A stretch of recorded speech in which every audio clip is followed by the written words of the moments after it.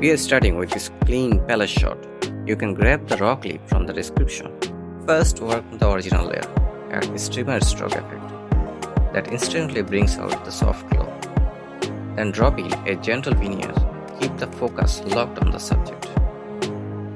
Now duplicate the clip to create a second look. Apply black eyes to pull the tones right down.